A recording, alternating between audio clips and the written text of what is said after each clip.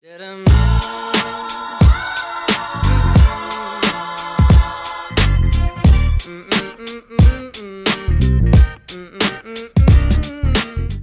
guys, and welcome back to my channel. Today I am going to be doing another revision video, and this time for A-level English literature. This is probably the most requested revision video I have ever had, and understandably, because English literature, especially at A-level, is so hard to revise for. I have really struggled myself until recently when I've actually come up with a method and like a chain of things that I like to do. But I feel you, and I really hope this video helps you out. So I'm on the exam board OCR for English literature, so if something sounds a little bit different to your exam board, if you're on a different one, then obviously just check on the website or check with your teacher, because I know the assessment objectives and whatnot are different, so you might not have to revise something that I have to revise and vice versa. So the texts that I study are Christina Rossetti's poetry, Hamlet, A Doll's House, The Grapes of Wrath, and The Great Gatsby. Yeah, I think that's it.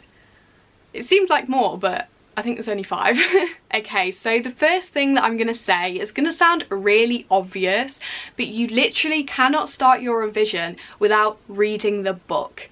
I know you've probably read it in class once or twice, but I think reading it on your own at home in your own time is honestly vital. Personally, what I like to do when I'm reading at home is read it alongside an audiobook. So I'll have the book in front of me while listening to the audiobook, and it just forces you to read every word, because I have quite a bad habit of reading really fast, and as a result I'll kind of like skim over things that are quite important, but my brain doesn't really process them as important because I've just sort of skimmed over it.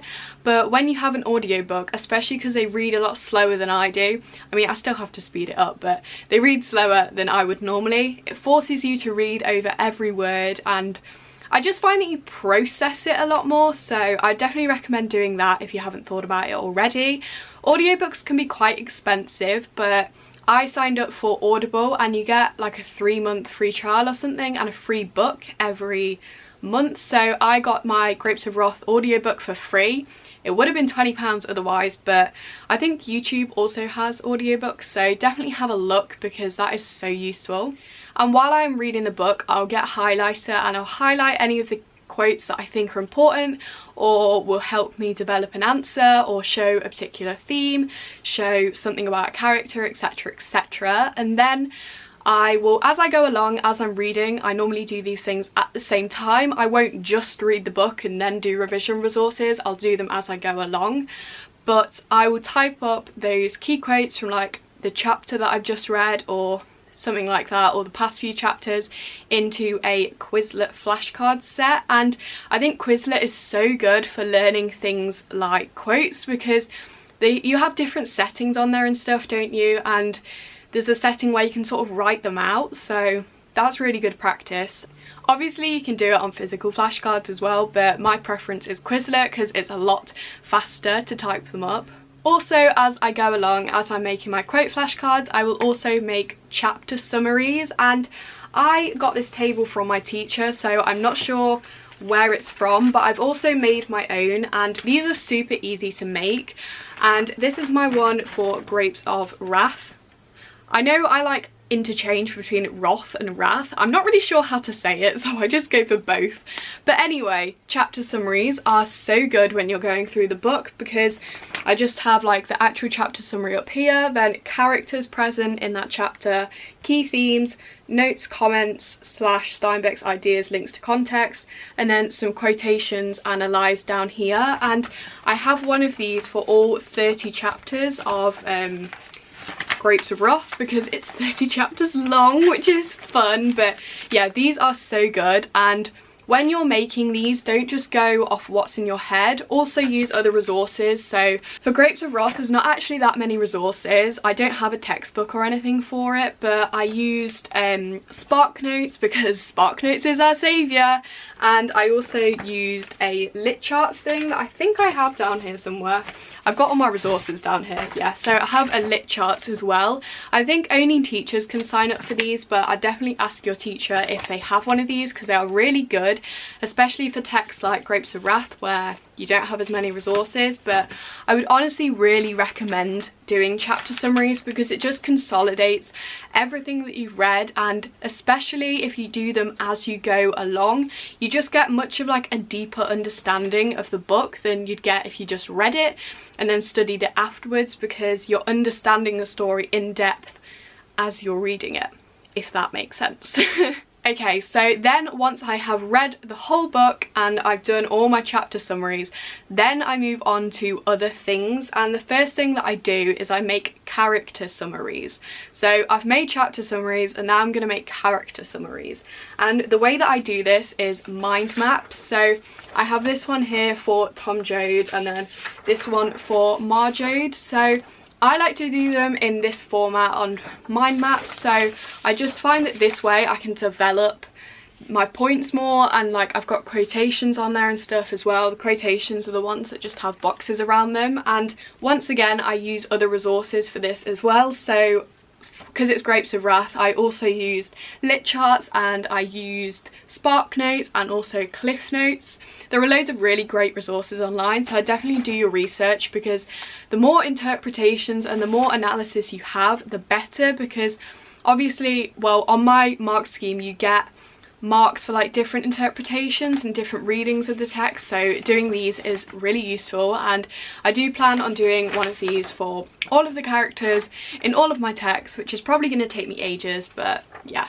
I mean, I do like one character per mind map for the major characters, but then if there are smaller, like more insignificant characters but still sort of have a purpose in the storyline, then I'll put multiple on a mind map. So instead of having like Tom Joad in the bubble thing, I'll put like smaller characters and then have like separate characters all around. So as I said, I also do mind maps for themes. This one is my Grapes of Wrath one again. I do plan on doing a bigger one of this because I feel like this just isn't enough, because Grapes of Wrath is actually such a massive book, and yeah, I just feel like there's a lot more to say than's on this mind map, but this is a good starting point for getting ideas down. I think I'm gonna do an A3 one afterwards though. I know this is getting a bit repetitive now, but also for context, I once again find mind maps are a really good way to revise that and sort of get all your ideas down in one place. So this is my one for Grapes of Wrath. Once again, I know this is all Grapes of Wrath, but that's the one that I've studied most in depth, so I have most resources for. So I do study my other books too, but yeah, this is my context one. But also with context, because obviously a lot of it's sort of like dates and history, I find that a timeline can also work really well. So this is a timeline I did for context. I think this was for reception, because part of your marks also go to how the novel is received. So yeah, this is how Grapes of Wrath was received over time, and yeah, this is a good thing to stick on your wall. I would stick it on my wall, but I'm struggling for space at the moment. Okay, and then obviously for critics and stuff, you also have to learn sort of critical interpretations, and once again I find that the best thing for this is Quizlet flashcards, because I can type them out and learn them that way easier. There are loads that you can find online. Other people also have made critic flashcard sets, so I've nicked some from theirs too, but yeah, I think Quizlet is a really good way to learn that, or just physical flashcards, because it's just one of those things, isn't it? You don't really have to develop the ideas or anything, you just sort of have to learn it. But also a good way to incorporate critical interpretations and sort of philosophies and things like that into your work is to put it into a table and find examples in the book of that philosophy or that interpretation. So what I mean by this, because I know that can sound quite confusing, is I have this table for humanism in the Grapes of Wrath, and basically what it is I have examples of hardships down the side here, and then response to those hardships, and then how that links to humanism. And this wasn't technically a revision because we did it in class, but I think this is definitely a great thing to do, because it means that when you're linking sort of ideas and interpretations into specific parts of the novel, it means that if that comes up in a relevant exam question, you won't just be like shoehorning an interpretation in or just like sticking it on the end. You can actually link it to your argument, and you could link it to, you know, your points. So yeah, I think that's a really good way of studying things, because I know otherwise critical interpretations can seem quite daunting because it's all these like ideas and philosophies and people's opinions that you don't really fully understand. And if you don't really fully understand them, then it's hard to link them to the text. But if you are understanding them through linking them to the text, if that makes sense, then it's a lot more useful. Also, I haven't personally done this yet, but my plan over Easter is also to just go through my English literature folder and my English literature books and compile a massive Word document of just relevant notes and relevant ideas that I've got in my book, because I feel like as you study the books and novels and stuff over the 2 years, you pick up lots of notes and stuff, or like good points that your teachers said, but they're never really in one place, are they? And because I've got like notes in my folder, I've got other bits of paper, and then I've got my actual books, and I just want to compile it and get it all into one place. Not everything is really relevant, but I want to go through, and if I find any really good points that I've like forgotten since, then I'm going to write it up into a Word document. So I'd recommend doing that as well, but I don't really have that to show you because I haven't done it yet, but I do plan on doing it. Okay, so those revision tips were sort of for novels and plays, but I also study poetry, and I do that slightly differently because obviously it's not the same format as a novel or a play, and therefore it's a little more difficult to revise, but I pretty much do the same thing. I just revise the actual poem in a different way, if that makes sense. So once again, I do make key quote flashcards, but instead of them really being quotes, they're just more significant lines from the poems than others, if that makes sense. And not gonna lie, I don't look at them very often, but it is a good thing to go over quickly. And the main thing that I do for poetry is mind maps. I know I've probably said that word like 70 times now in this video, but honestly I think mind maps are one of the most effective ways to revise English literature. And what I do for poetry, because I have 15 Christina Rossetti poems that I need to learn, is I make a mind map that looks like this, and I just compile all my ideas onto one of these, and then these are actually stuck on my wall. You might have seen them in a video, but I have 15 mind maps that look like this, and yeah. So what I do for this is I have just a summary of what the poem is about up here. So Goblin Market, for example, says about two sisters, Lizzie and Laura. Laura tempted by goblin's fruit but receives redemption due to Lizzie. And then I also have key quotes in a navy blue around here, and then analysis based off those quotes.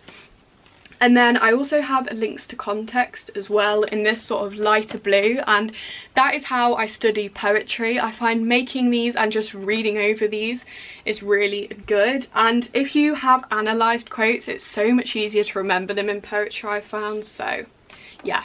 And then once again, I also have critic flashcards for poetry because you need to know that as well, so I make a Quizlet set for that. And then for context as well, I do the same thing as novels. I have a timeline, or I just have a mind map. Okay, and then I've just got this point at the end here that says for every text, because this is just an overarching thing that I think is really good to do, and that is practice exam planning. Obviously you should practice your essay writing and stuff, but I found I've done quite a lot of that through the years, and it takes a long time to write a practice essay for a revision, and I find that's not always the most effective use of my time.